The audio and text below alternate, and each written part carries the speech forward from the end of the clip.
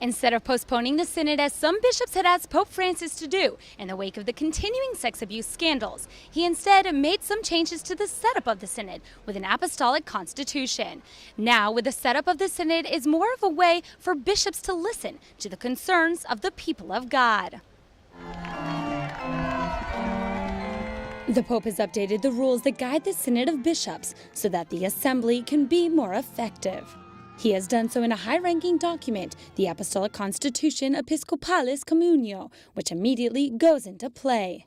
It was presented at the Vatican by the General Secretary of the Synod, who explained that the main change is that more weight is given to the beginning phase and to the application of the conclusions. Each synod is expected to begin with this consultation for opinions at all levels. Until now, the churches were consulted, but in a very limited way, and more importance was given to the celebration and meeting of the assembly. Now we want to take time to consult people and get together to listen to opinions. Each synod addresses a specific theme. The last ones were about the Eucharist, the Bible, the new evangelization, and the family. The idea is for all Catholics to participate in the preparation by reflecting on themselves personally and sending in suggestions. This will allow problems to be detected and effective solutions to be given.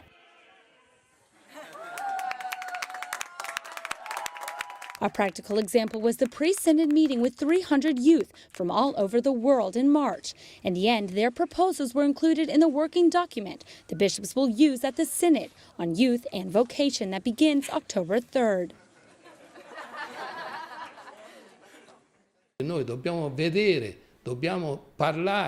We have to see people, talk to them, exchange ideas.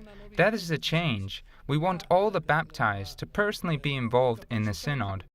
As for applying the changes, the Synod will work with the Vatican dicastery responsible for implementing the Assembly's decisions to confirm that it's actually done. For example, the last synod was about the family. The Vatican has a department that looks after the family, and now we work together.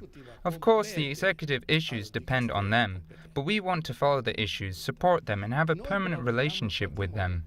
Another change is if the Pope convokes a synod with the capacity to make decisions and not just formulate proposals. The resulting final document will have a magisterial character and will include the signature of the pontiff and all the participating bishops.